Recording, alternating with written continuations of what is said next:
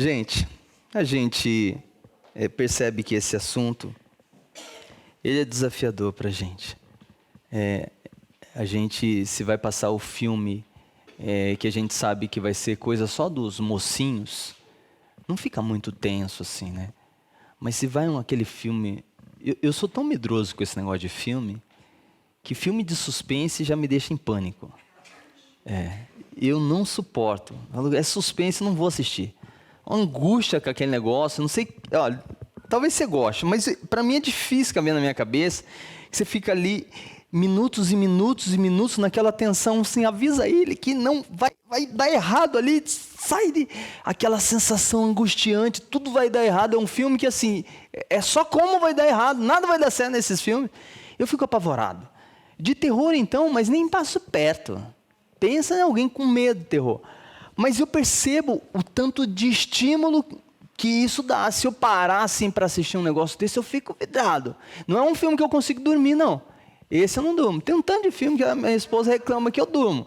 Se tiver ali, dependendo do horário da tarde, assim, num dia de folga, ela começa a me cutucar. Acorda aí, acorda aí. Qualquer hora, não é só de tarde. Mas de tarde também, né, Gabriel? Não precisava. Isso aí, ponto negativo, desnecessário foi isso aí para você. Gente, agora um de suspense, não, tamanho terror. E essa é a primeira mensagem que eu começo um pouquinho mais lúdica, né? Porque as outras, assim, bem penumbra. Porque vai falar de coisa maligna e assim. Eu tenho para mim que se a gente brinca muito com esse assunto, dá a ideia de que ele não é tão sério quanto deveria. E no fundo do coração eu queria que você entendesse que é muito sério. Só que se a gente passa muito rápido por ele, é arriscado você ficar achando que é a história do lobo mau, sabe? E a história do lobo mau é só as criancinhas, e olha lá, as criancinhas mais espertas, tipo a Mel e outras criancinhas, elas nem caem mais com a historinha do lobo mau. E aqui não é a história do lobo mau, é uma história séria, desafiadora, preocupante. E a gente vai continuar com ela. Minha oração é que Deus te dê o equilíbrio de olhar para o mal sem temer o mal. Teme a Deus, mas seja cauteloso com o mal. A gente vai continuar a leitura a partir do versículo 10, na carta sagrada que o apóstolo Paulo mandou para os irmãos que eram da cidade de Éfeso, por isso chama Efésios. A gente vai lá ler. Verso 10. Quanto ao mais, sejam fortalecidos no Senhor e na força do seu poder. Vistam-se com toda a armadura de Deus para poderem ficar firmes contra as ciladas do diabo. Porque a nossa luta não é contra o sangue e não é contra a carne, mas contra os principados e as potestades, contra os dominadores deste mundo tenebroso, contra as forças espirituais do mal nas regiões celestiais. Por isso, peguem toda a armadura de Deus, para que vocês possam resistir no dia mau e depois de terem vencido tudo, permanecerem inabaláveis. Portanto, fiquem firmes, cingindo-se com a couraça da verdade e vestindo a couraça, cingindo-se com a verdade e vestindo-se a couraça da justiça. Tenham os pés calçados com a preparação do evangelho da paz, segurando sempre o escudo da fé, com o qual poderão apagar todos os dardos inflamados do maligno. Vou orar uma vez mais com vocês. Senhor, diante do Senhor estamos. A gente cantou aqui que todo o nosso viver, todos os dias, seja para te honrar. A gente cantou que a gente te quer mais e mais. A gente precisa do Senhor. A gente cantou que a gente quer abrir o coração para o Senhor e dizer te amo, Senhor. Mas a gente precisa agora se debruçar diante da verdade que o Senhor tem colocado diante da gente. Que a vida, ela é mais do que às vezes os nossos olhos conseguem perceber. E o Senhor quer nos alertar, quer nos munir de recursos para a gente ter discernimento e perceber que Boa parte das batalhas não é contra a família, não é contra o vizinho, não é contra o chefe, não é contra as pessoas no trânsito, não é contra os amigos, não é contra as pessoas com temperamento desafiador, mas a nossa luta é com o mal. Senhor, pouquíssimas vezes a gente consegue se dar conta, ser sensível, ter discernimento, ter cautela diante dessa realidade. Por isso nos ajuda, Senhor. Nos ajuda porque isso está para além do que a gente consegue ver.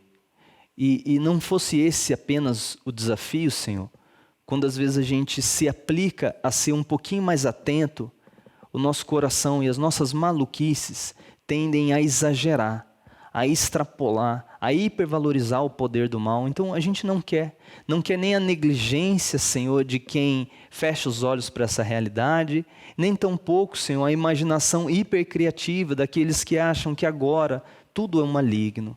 Nos dá esse equilíbrio, prudência e graça para vencermos no Senhor. Para a Tua glória e deleite da nossa vida e paz no nosso coração, oramos assim em nome de Cristo. Amém. A palavra diz assim para a gente: fortaleça-se no Senhor. A gente está enfatizando isso todos os domingos, porque na luta contra o mal, é isso que a gente precisa. Mais do que ter consciência do maligno, mais do que descobrir quais são as artimanhas do mal, mais do que identificar, isso aqui eu tenho certeza, foi obra de Lúcifer. O que nós precisamos, sobretudo, é fortalecer-se no Senhor. É fortalecer-se no Senhor, vestir-se dos recursos que Deus nos oferece. Pois só assim a gente tem condições de não ser apanhados naquilo que o próprio texto diz para a gente, nas ciladas do mal. Nas ciladas do mal. E uma coisa que a gente vem enfatizando, uma das mais astutas ciladas do mal é fazer com que a gente desconsidere que ele está presente. Esse é um ponto nevrálgico. Olha, é muito interessante com que ele fala assim, não, eu não existo. E assopra na nossa mente, século 21, vai cair nessa conversa de que há forças do mal. Que conversinha de gente cheia de imaginação. Essa é a primeira artimanha dele.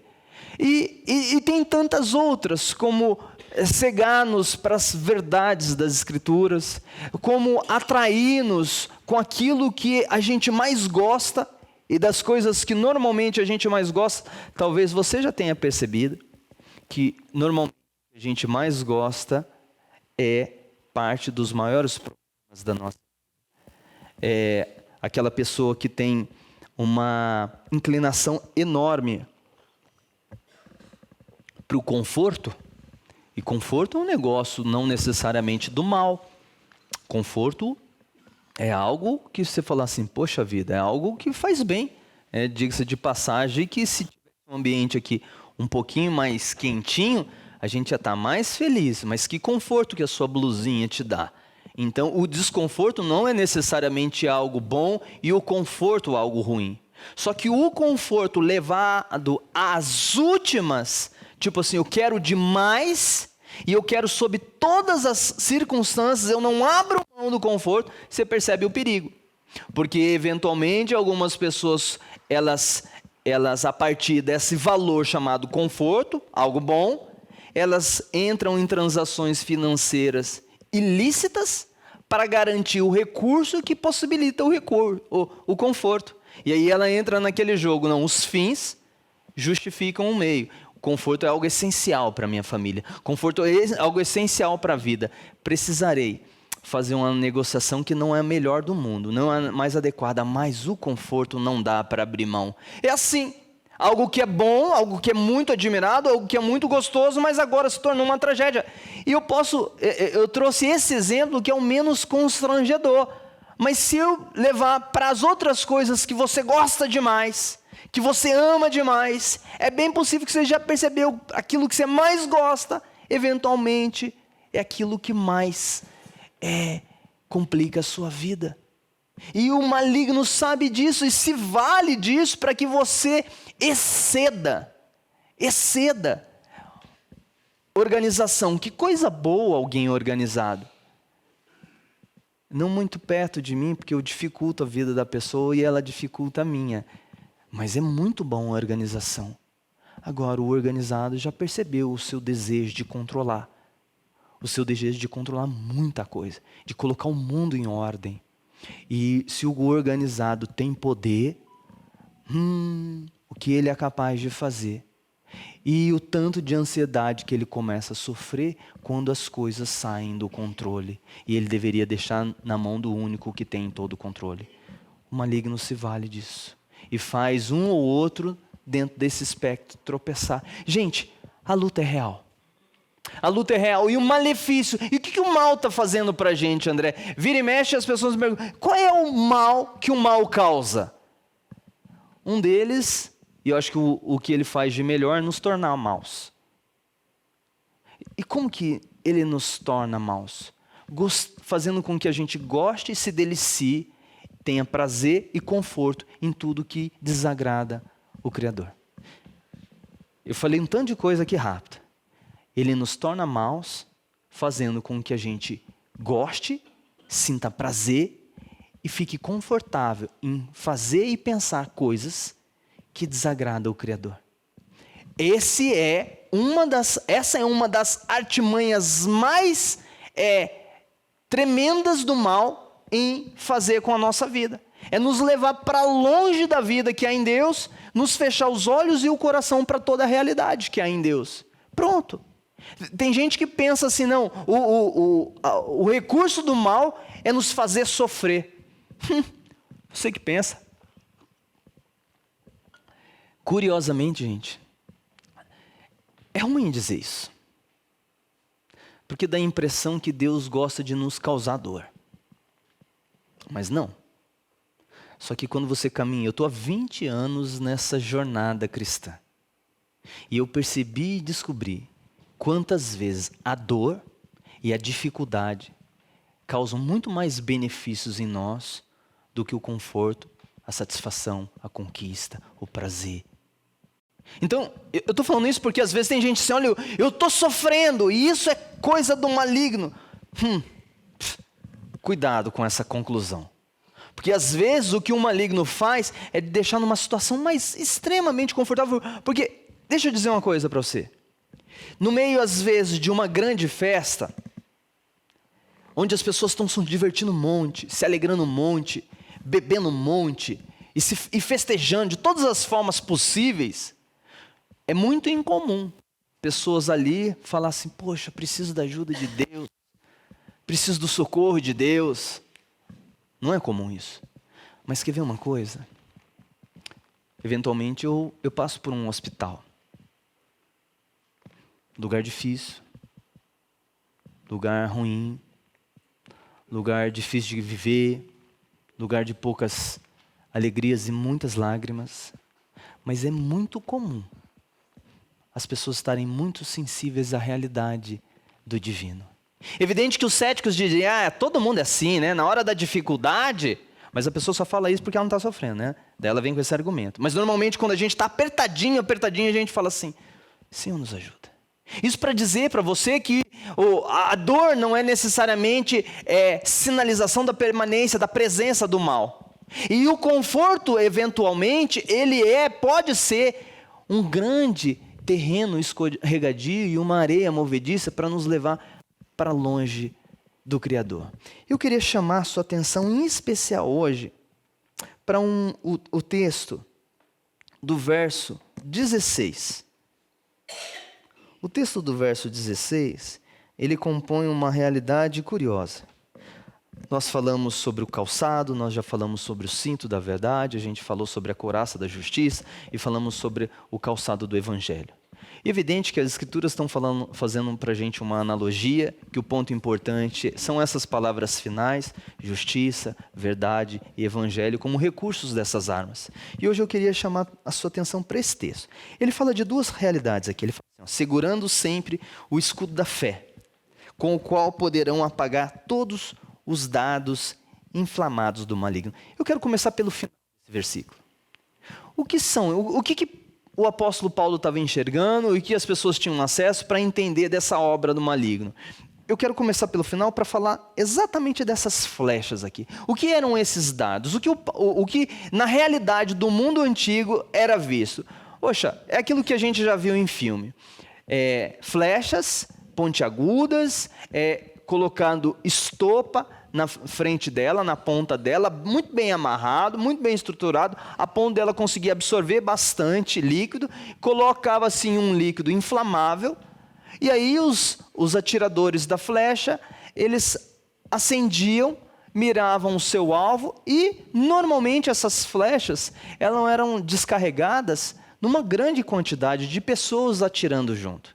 Então, imagine eles entrando numa aldeia, com seus telhados de palha, as suas casinhas de madeira, o tamanho do estrago que era causado no meio de uma chuva de flechas dessa. Mas isso eventualmente acontecia contra um portão de madeira, de algum tipo de construção, onde ali o portão ia inviabilizar a chegada do exército que estava pretendendo invadir, mas também, eventualmente, num ambiente marítimo, esses dardos eram inflamados. Agora, na leitura e na pesquisa, a gente é levado a perceber que, às vezes, essas flechas alcançavam algumas pessoas. E, curiosamente, porque a flecha estava embebida, eu não sei se você já fez, Gabriel, não faça isso, tá? Esse tipo de brincadeira, eu já fiz esse tipo de brincadeira e está errado, tá, filha? O papai estava bem errado de fazer isso. De colocar num determinado, ou numa estopa, ou numa espuma, colocar um tanto de líquido, de combustível, e depois você, com esse combustível, aonde você encosta ele, bate, ele está preso na ponta, o líquido que está ali, numa grande quantidade, ele espalha muito facilmente. E aí, o que a gente é levado a perceber no estudo? Que a hora que essa flecha chegar embebida nesse líquido, no momento que ela dava um impacto, o líquido que estava ali, ele esparramava. Então, gente, quando isso acertava uma pessoa, o dardo inflamado, ele inflamava, esparramava, e muito facilmente essa pessoa começava a pegar fogo. Para você ter uma ideia. Então, o apóstolo Paulo está falando assim, de um dardo que está na mão do maligno, das suas hostes infernais. E o que ele está falando? Que esses dardos inflamados são direcionados para a gente. E aí é curioso, a gente fala assim, poxa vida, como que isso acontece? Eu lembrava, quando a gente começou a acessar essa série, enquanto a gente sentou com os outros pastores para conversar sobre o assunto, eu lembrava que num tempo da minha história de conversão, nas leituras bíblicas, eu tinha ouvido falar de que isso eram pensamentos. Mas daí eu fiquei com receio, poxa, será que eu não ouvi isso aí de gente muito exagerada?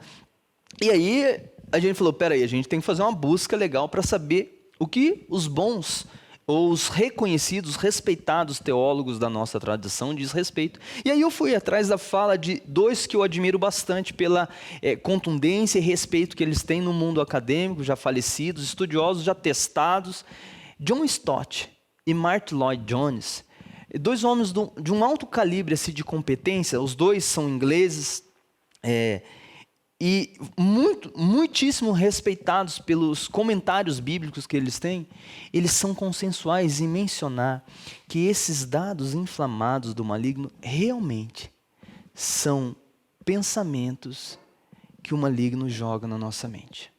E aí é curioso que daí o Lloyd-Jones ele faz até uma provocação para a gente, ele fala assim, ó, você por um acaso já teve algum dia que você acordou, e quando você acorda, a não ser que você durma muito ansioso ou ansiosa, ou tenha um problema muito sério para resolver logo no dia seguinte, ninguém acorda com tantos pensamentos assim na mente, né?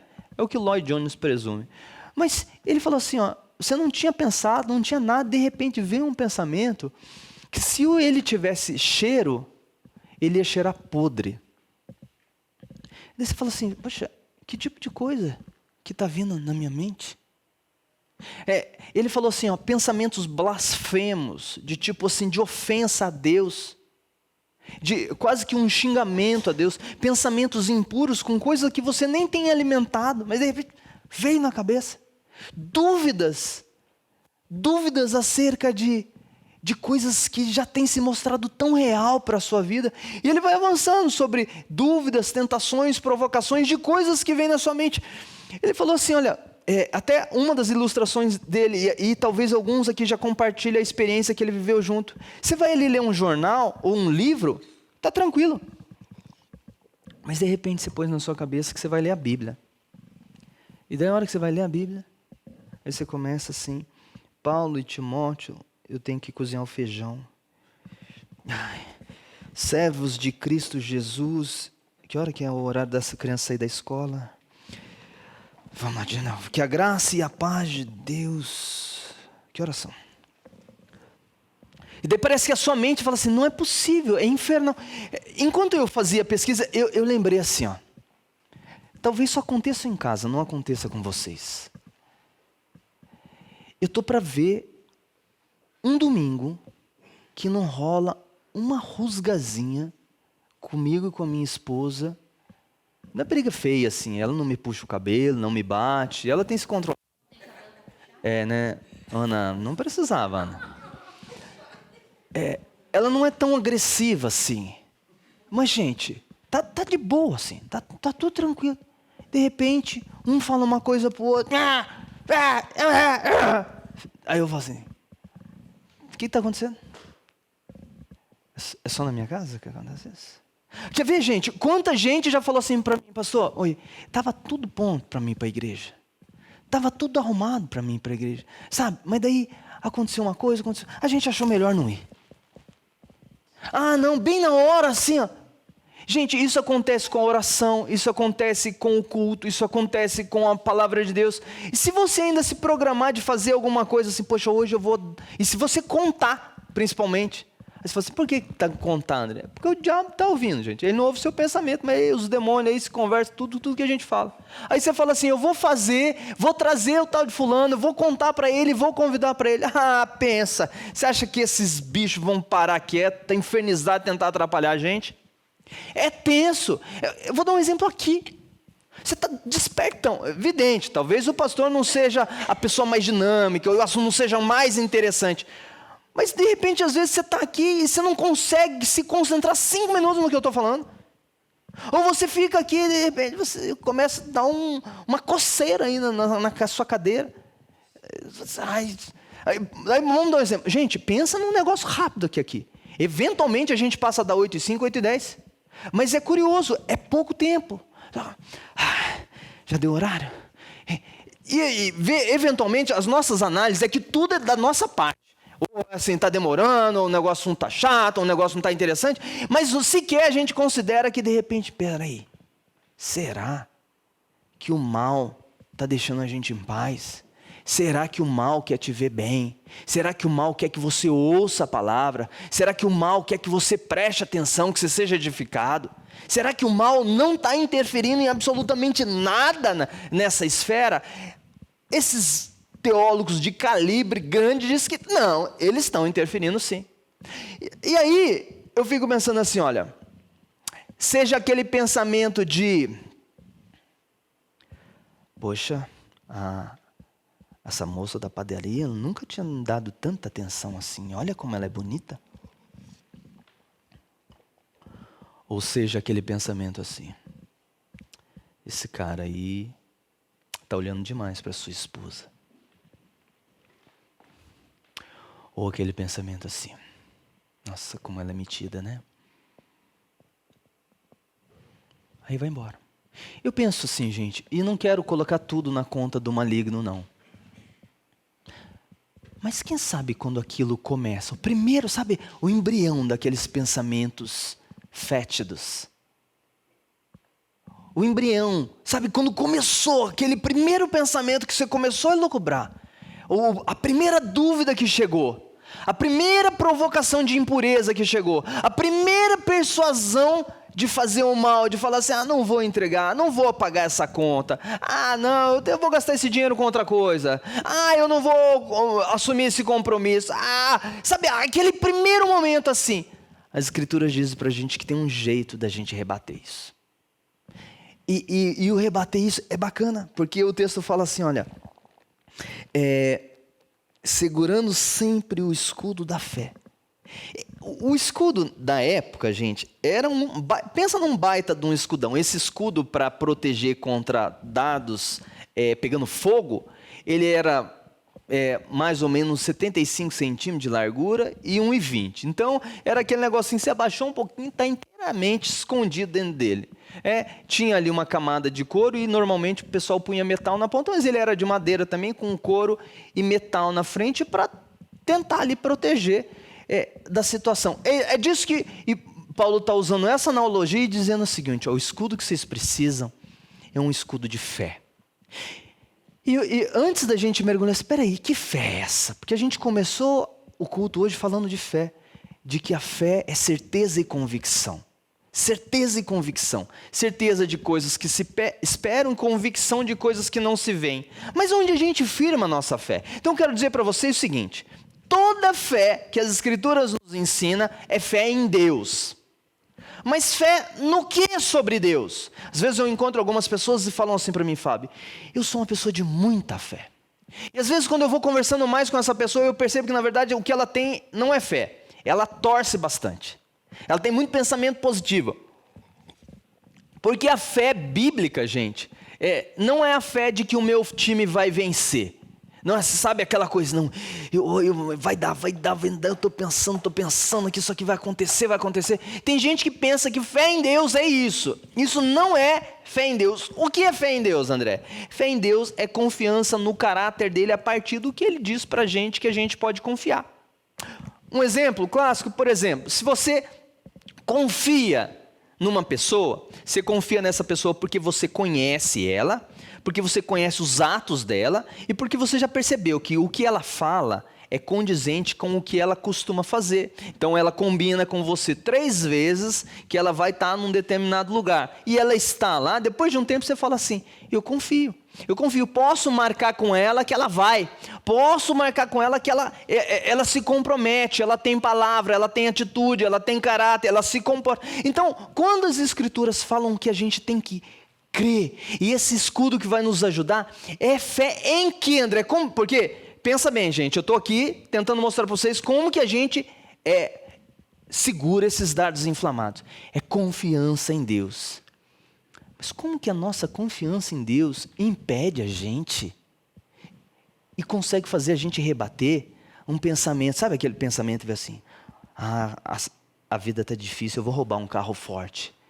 Imagina ver esse pensamento, tá? Aí você fala assim: André, como que a fé me ajuda nisso? A fé te ajuda disso porque a fé vai fazer você lembrar que Deus disse para você o seguinte: não roubarás. A fé vai dizer para você assim: lembre das palavras de Deus, não roubarás. Assim, não, nada de roubar carro forte. Para com isso, está errado. Estou dando um exemplo esdrúxulo, né? Mas vamos para um mais próximo da gente. Deus não te ama. Para. Isso está acontecendo na sua vida agora, está vendo? Não está adiantando nada você querer Deus. Quanto mais você se aproxima dele, é só problemas vindo sobre a sua vida. Aí a fé vai levar você a lembrar o seguinte: no mundo tereis aflições, mas tem de bom ânimo, eu venci o mundo. Ele não te ama. Se ele te amasse, você ia estar vivendo isso que você está vivendo? As coisas dando errado para você? Você diz que Deus é soberano. Você diz que Deus pode todas as coisas. E a vida está dando errado desse jeito? Aí a fé vai te lembrar: mas Deus prova o seu amor para conosco, que Cristo Jesus morreu por nós, sendo nós pecadores. A fé anda juntinho com as palavras de Deus. Eu vou dar um outro exemplo. Olha, o próprio Senhor Jesus, o diabo oferece tudo para ele e fala assim: olha, se você me adorar, tudo será seu. Como que Jesus rebate? Ao Senhor teu Deus adorará, só a Ele prestará culto. Confiança em Deus, gente, é confiança no que Deus diz sobre Ele. Confiança em Deus é acreditar e confiar que Ele tem um melhor caminho. Daí quando acontece coisas difíceis, a gente lembra as Escrituras dizendo assim: o Senhor deu, o Senhor tirou, bendito seja o nome do Senhor. E daí quando vem pensamentos maliciosos, daí você fala assim, não, o Senhor diz, sede santos como eu sou santo.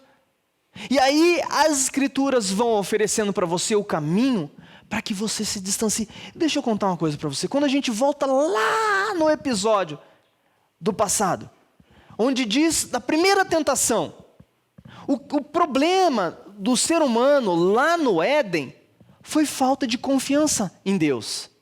Confiou-se mais na palavra da serpente, porque Deus falou assim, olha, esse fruto está aqui, o dia que você comer dele você vai morrer. Deus tinha crédito, Deus tinha palavra, Deus nunca tinha mentido. Chega a serpente, que é a figura do maligno de Lúcifer, e diz assim, ó, não, Deus não quer que você coma isso daí, porque no dia que você comer, você vai ser como Deus. Ué, mas Deus já tinha dito, o dia que você comer, você vai morrer. E a serpente vem, o dia que você comer, a hora que você comer, você vai ser como Deus. Vai enxergar o bem e o mal, vai ser como Ele. Em quem que o ser humano confiou? Estão percebendo? O escudo da fé, gente, não pensa assim, não, agora eu vou pôr o escudo e vou para as batalhas. Não, é você confiar que o que Deus diz sobre você, sobre a vida, sobre o caminho, é a verdade. Então, peraí, André, já está vindo a mente, assim, não. Ó, imagina agora que esse dardo não veio, tá? Não sei se veio. Veio aquele dardo assim, para que você vai cair nessa conversa de maligno. Ó, como que a gente rebate isso aí, ó. A tua palavra é a verdade. Todos os teus testemunhos são verdadeiros. Toda a escritura é divinamente inspirada por Deus.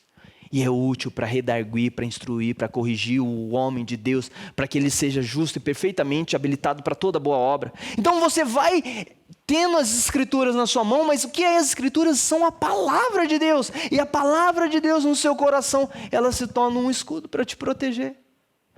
Eu vou contar uma coisa para você. Praticamente todas as nossas decisões equivocadas e que afrontam Deus, é porque a gente decidiu confiar em alguma outra coisa. Dos exemplos mais simples, sabe? Vou dar um exemplo bem basiquinho. Já comi 3 pedaços de pizza. Leia-se que 3 pedaços de pizza para 72 quilos, para o tanto de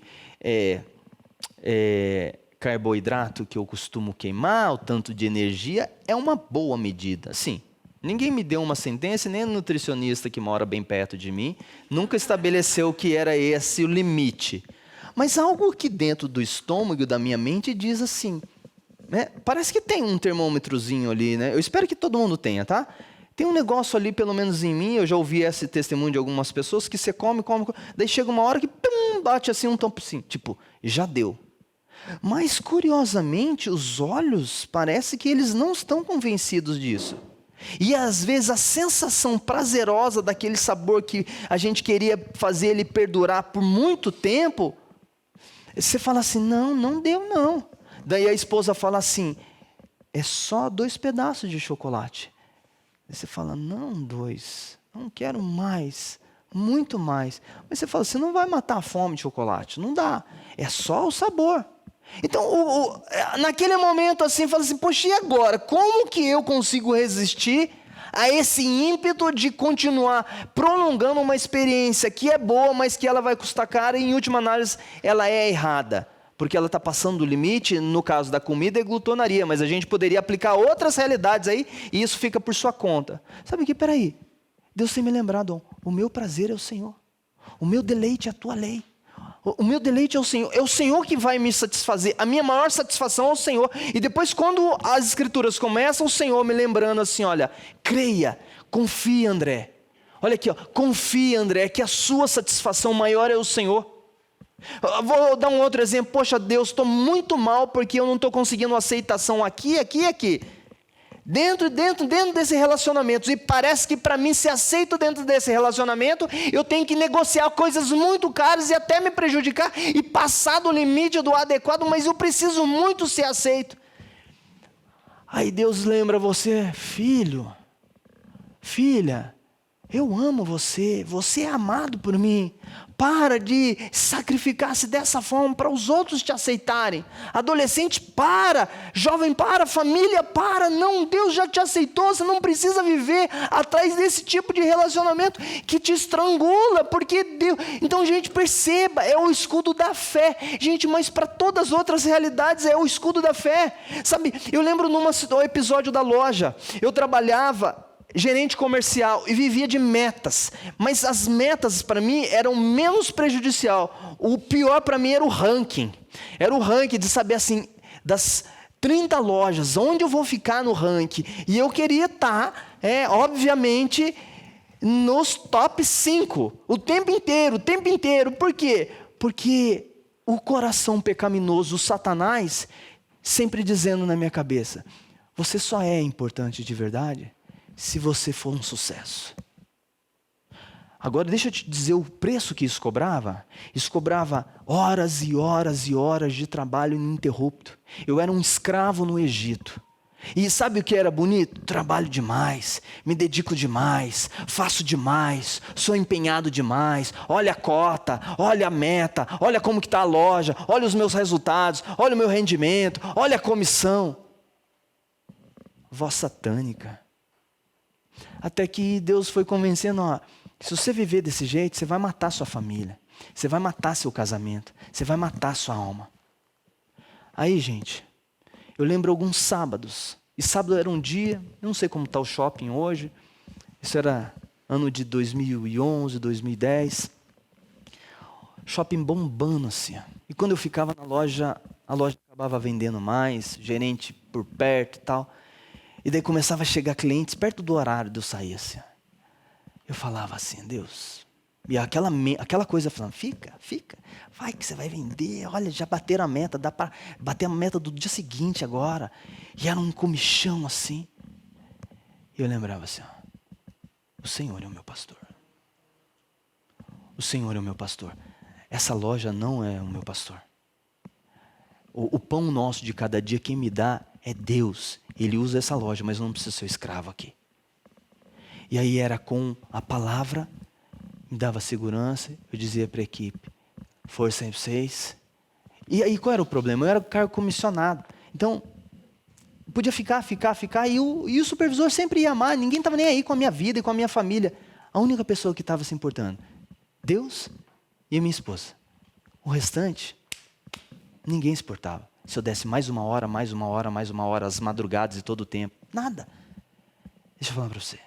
Quem nos protege é confiança em Deus. E quando eu confiava que o meu sustento era a loja que dava, que a minha identidade era o meu sucesso que dava, que era o meu resultado que me dava o que eu precisava, para alguns é identidade, para alguns é sucesso, para alguns é segurança, eu caía.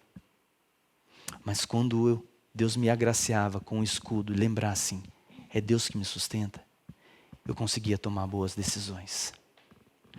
O maligno quer destruir a sua vida. O maligno vai usar, normalmente, coisas muito legais, coisas muito bonitas, coisas aparentemente inofensivas e coisas das quais você gosta. E vai dar motivos e razões aparentemente muito adequados para você mergulhar nessa realidade. A única forma da gente vencer é levantando o escudo de quem confia nas palavras de Deus.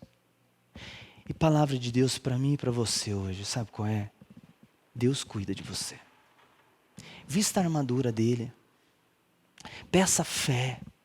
Começa a confiar. Mas eu não sei, na sua área, na sua vida, nas partes assim, rachadinhas da sua vida, trincadas, nas fendas da alma, aonde você deixa de confiar em Deus?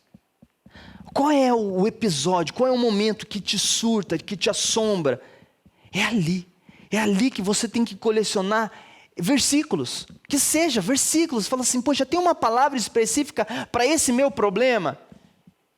Tem, sempre tem. Levanta elas, repita essas palavras, peça a Deus cravar, e quando você se vê naquela situação de limite de tombar para aquilo que te prejudica a família, você vai lembrar, o Senhor diz tal coisa, e eu vou confiar em Deus. Sabe, gente, uma coisa maravilhosa é que o nosso Deus é digno de confiança.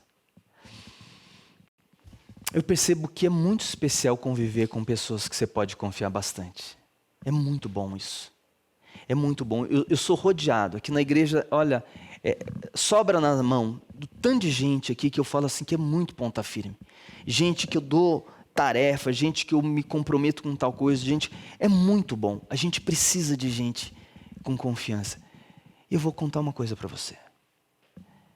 Deus é muito digno de confiança. Sabe, Ele não é digno de confiança apenas porque Ele é justo. E isso já é algo fantástico. Deus não faz nada de errado. Deus não faz nada mal. Deus não prega peças na nossa vida para depois puxar o tapete e ficar dando risada das nossas desgraças. Deus não faz isso. Deus é bom. Ele é justo, verdadeiro, mas Ele é mais do que bom. Sabe o que Ele fez para que você pudesse desfrutar do amor dEle? Ele entregou o que há de mais precioso, Jesus Cristo de Nazaré. Ele entregou o seu Filho para desfazer as obras do diabo. Ele entregou o seu Filho para que eu e você pudéssemos nos relacionar com Ele, mas sobretudo para que eu e você pudéssemos confiar nele.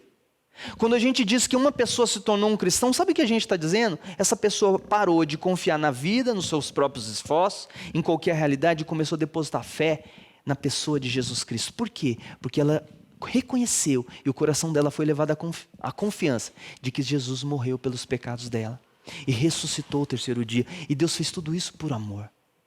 Olha, confia em Deus. Confia na palavra de Deus. Ele te ama. Esse é o melhor escudo para a gente se proteger do mal. Confia em Deus. Vamos orar? Senhor, obrigado por essa noite. Obrigado por Tua palavra. Obrigado, Senhor Jesus, porque eu posso confiar ao Senhor as minhas emoções. Eu posso confiar ao Senhor, como hoje a gente já disse aqui, a gente pode rasgar o coração do Senhor e confessar as nossas emoções, confessar as nossas fraquezas, falar para o Senhor como a gente se sente mal. E Deus, a gente pode até contar para o Senhor dos pensamentos malucos que vêm na nossa cabeça. A gente pode falar para o Senhor que a gente está com dúvida. A gente pode falar para o Senhor que a gente não consegue, não sente tanto prazer em ler a Tua palavra. A gente pode falar para o Senhor que a gente não se sente tão empolgado com o caminho da fé. A gente pode dizer para o Senhor que a gente está cheio de problemas, dificuldades, e a gente não acha que a gente é o culpado. A gente pode falar muitas coisas para o Senhor porque o Senhor nos ama. E o Senhor ama com amor infinito, um amor inexplicável, um amor que levou o Senhor a dar o que há de melhor, a vida do seu próprio Filho para morrer no nosso lugar. Senhor, vira e mexe, a nossa maior dificuldade é não confiar nesse amor.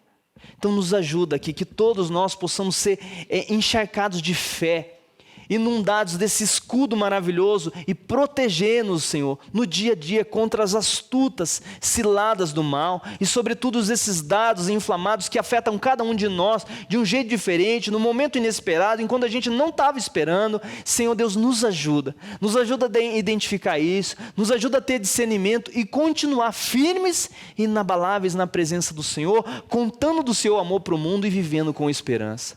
Oramos assim, em nome de Jesus Cristo. Amém.